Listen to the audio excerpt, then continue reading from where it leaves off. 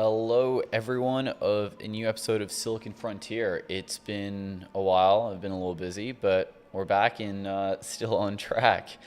So, Micron and Anthropic signed a strategic AI infrastructure partnership.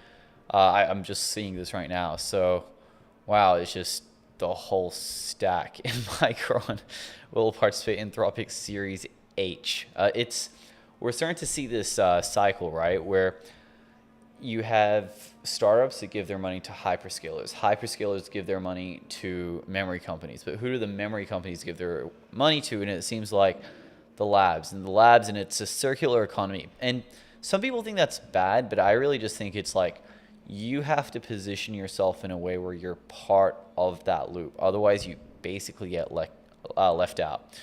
So Anthropic signed a multi-year memory and storage supply agreement. And their Micron has deployed Claude models across engineering, manufacturing, and enterprise adoption. Yeah, okay, that is wild. I wonder what we're doing after hours. I got a new computer, so I don't have my trading view set up. I typically use a terminal, but I'm not sure if I can necessarily share all of that. Yeah, after hours we're about $1,200. So market's open in 9 minutes, which will be pretty cool to see. So where are we? Yeah, Anthropic partnership, blah, blah, blah. Let's see. SK Hynix top Samsung is South Korea's most valuable company. Okay. So, yeah, they're at 2 trillion won. I thought Hynix was a far way off, but let's pull this up. SK Hynix, not the ADR. Let's just look at the actual Korean stocks. We're at 2.9 million won. And then let me just duplicate this tab. And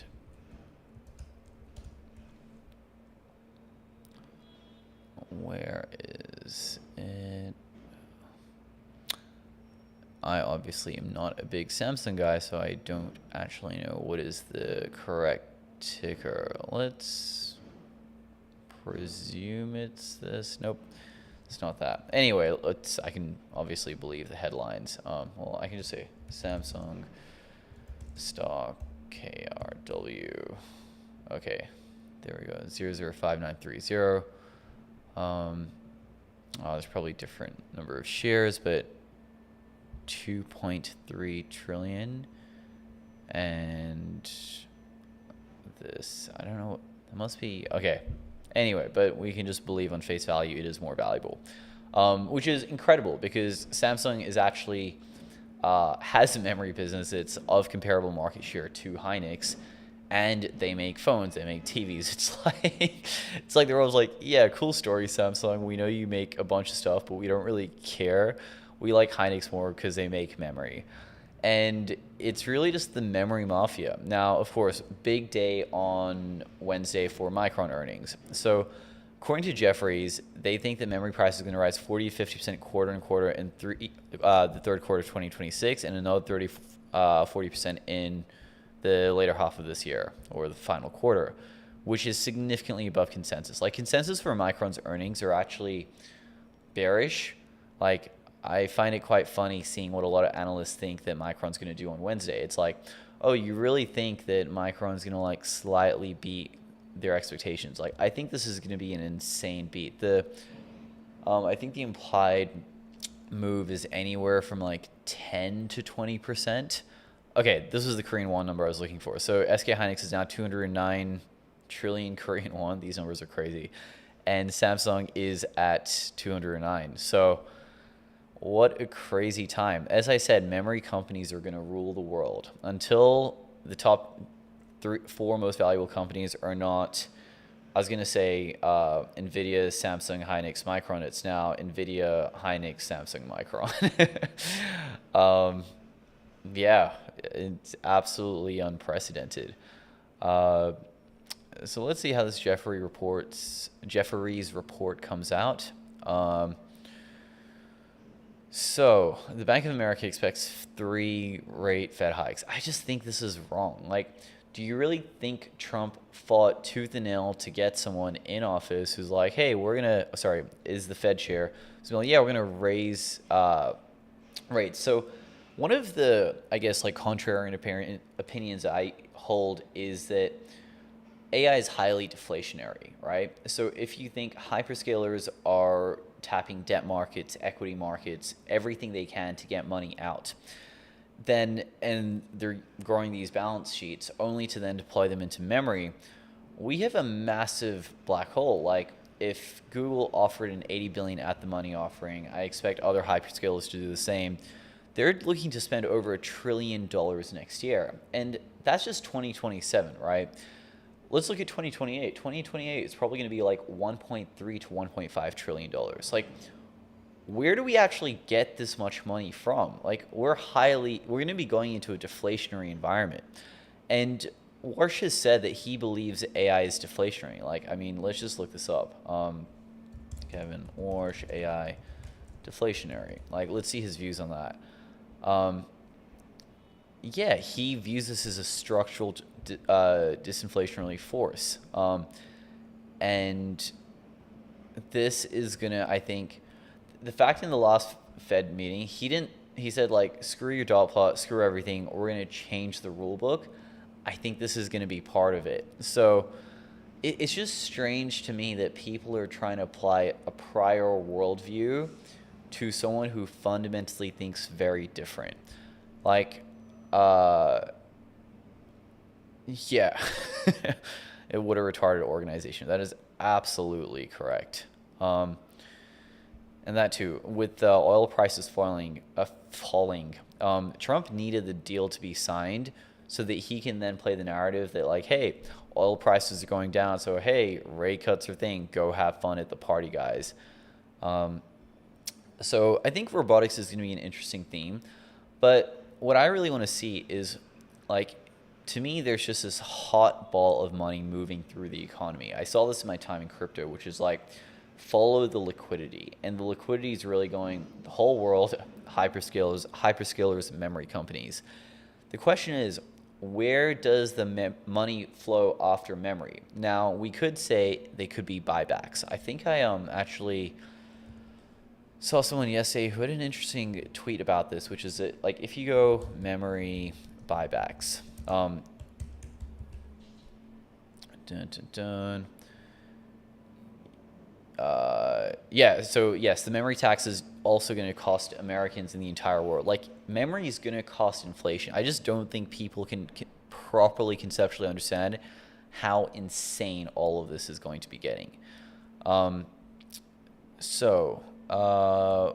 Where is... Dun, dun, dun. Someone said it. I can't find it, but effectively, like, what happens when...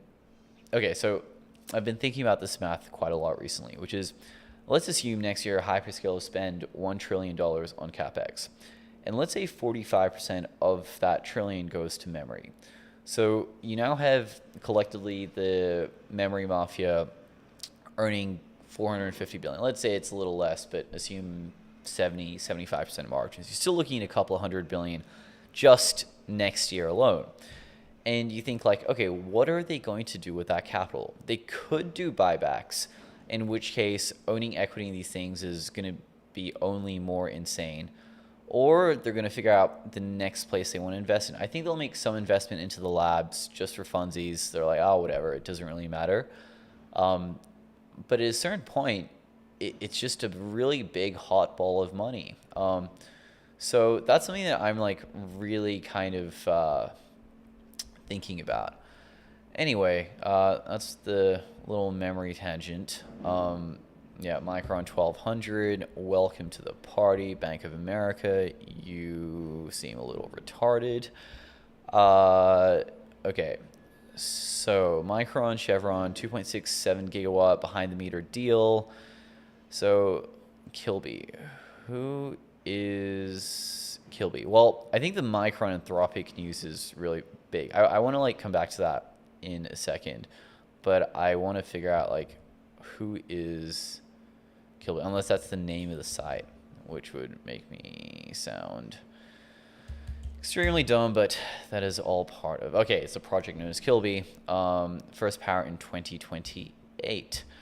Well, it looks like they're gonna need some memory for that. Okay, so I wonder if there's an official announcement by Micron and Anthropic. Like, that's what I kind of want to see. So Micron and okay, I love RJC Capital. Memory is cyclical. Dumbass, do you know, in addition to consumer AI recording everything, how we are going to quickly have more robots than the entire human population? Correct. How much memory do you think that requires? A lot. But that's the thing. It's like, I think we're in history. Like, let's just pull up this chart. I kind of think about this a lot, especially being a mega memory bull and being very concentrated in it, is like, you look at a chart like that, and we're so conditioned to think this is a bubble, just because something's gone up, it must go down. But that just isn't true in this instance. Like, we have genuine durable demand with very strong defensibility. It's probably one of the most insane setups I think we've ever seen. Of course, markets opened, fresh green candle. I wonder if we can get back to 1200. No. Anyway, those are short-term movements. Yeah, this Anthropic deal is massive, and it's going to be only more crazier for the earnings happening on Wednesday, which I think the entire world is going to be looking at. And seriously, 2.67 gigawatts. Like, for context, the price per gigawatt is estimated to be about 50 to 100 billion. So, like, when you see a project like this, you're like, this is north of $100 billion. Like, I think it's just hard to even comprehend these numbers at some point. Okay, so Polymarket gives at least one Fed hike. Gives a 61% chance of at least one Fed hike next year. Is that meant to be this year? Maybe this is AI, probably. Nokia, they're making a comeback around optics. I just don't think optics is a bottleneck. It is fast growing, but it has nowhere near the defensibility of memory. Cool. So SanDisk high bandwidth flash. Effectively, flash is bad at training models. Cool. Fine tuning, it is better at, but interesting. SanDisk insights, if the big part never changes of the fine tuning process, you don't need expensive memory to hold it. You just need to read it over and over again. And flash is really cheap at reading. If this actually happens, high bandwidth flash becomes a thing, we are going to see a squeeze on flash like nobody has seen before. A lot of people are quite dismissive of high bandwidth flash and whether, SanDisk is going to be able to pull it off. But honestly, if there's something I've seen that last year is never say never. You honestly cannot predict where these things are going to go. You can have some ideas of where they might go. But nobody has a crystal ball, and we're all figuring this out at the same time. That's also why there's so much opportunity. Yeah. They are probably one of the worst. It's just such an insult. They're called Bank of America, and yet they have like such genuinely retarded views. Okay, so Robinhood wants to buy a bunch back. I think some interesting things are happening on Robinhood. You had a bunch of insiders buy massive amounts. Wow, Samsung lost its first place to Hynix in 27 years. That must be historic. That is hilarious. I actually didn't see this. We laid a very good foundation for a successful final deal. These guys are great. It's like, we have a war, but hey guys, the war isn't on from 4:30 p.m. Friday to 9:30 a.m. Sorry, it is on during after hours, but during trading hours, the war is not on. Like, it's a war that we kind of decide when we want on. This admin is hilarious. It genuinely cracks me up, the stuff that they do. And I think I've been thinking about this, right? Is like, so you have this bizarre thing where you're like, Friday was a public holiday, of course, but on Friday it's like, oh no, this deal isn't being signed, all this turmoil, we're going to send them back to the Stone Ages, blah, blah, blah, blah, blah. And we're all kind of like, yeah, but before Monday 9:30 a.m., this is probably going to change. 7 a.m., like clockwork, it happens. And it's funny because you're like, it's so predictable, and you have literally the president and the admin like supporting this whole thing, which I think we've got about 2.5 years of fun left in this whole game. But it's also just like, it undermines the credibility. Like, short term, great, long term, not so sure. And I think one of the biggest mistakes in this environment is treating the game as if it's the same as it was a few years ago. Like, we're in a very different world. And I've kind of noticed this with, I guess, like more traditional or prior investors, which are just like, oh, like, I want to stay in cash, everything's going up too much. You fundamentally have to change your view of the world to what it really reflects. Like, the whole like Warren Buffett thing of like, oh, like, invest in boring companies that do well. I think the philosophy holds, but it's, you have to redefine what is your definition of boring. And like, you still want to be a value investor, but just with an updated environment. And I think a lot of people love the idea of being a value investor, but don't want to actually critically think, what is value? Like, in my mind, memory is a value investment. It's low PE, high defensibility, has earnings, is durable. Now, okay, the debate is whether it's durable, but if you're an investor and you have a sizable position or being professionally paid to manage money, you should be doing that intellectual work. To simply say it's cyclical, it's been like this before, that's just lazy. And if you're going to be lazy, well, get used to lazy returns. Micron price target updated. Okay, it doesn't even feel like news. I feel like a lot of the street has centered around 1500, 1600 for Micron. Like, it's kind of just not a straight line, but an aggressive line up, shall we say. Deal final V38. I know, it's honestly just getting tiring. It's like, guys, can we just chill out? Korea's memory semiconductor exports set a new all-time high. Okay. So let's slow down here, because I think this is going to... All of these things are really important to read because they give you proxies into demand for earnings and other things. So June memory semiconductor exports extend their powerful upward run. You had HBM shortage spread to commodity DRAM, NAND, and SSDs. May hit 37 billion. And from June 1st to June 20th, there's already 60%. So it seems like it's roughly on track, but it's going to hit probably 42 billion. So we're on track. Yeah, NAND and flash. I think NAND is going to be a massively growing category. When people say that, like, how do we engineer around the memory bottleneck? It's not like you can have zero hardware. I think it's SSD and flash is going to be massively in demand. So, yeah.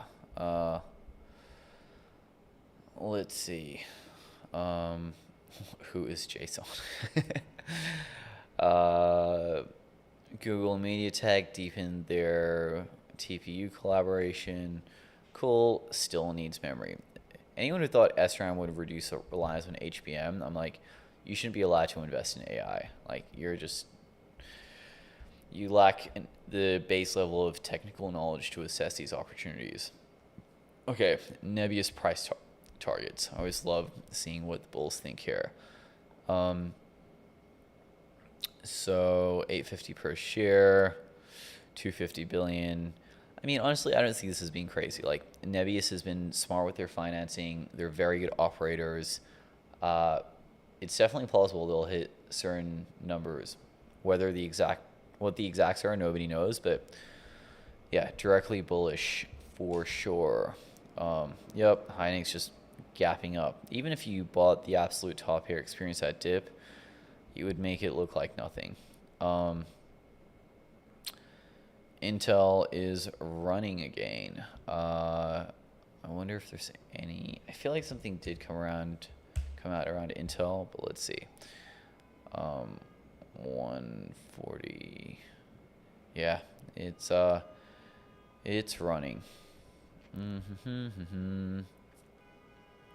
Yeah, Micron has become the single most important calls in the entire market.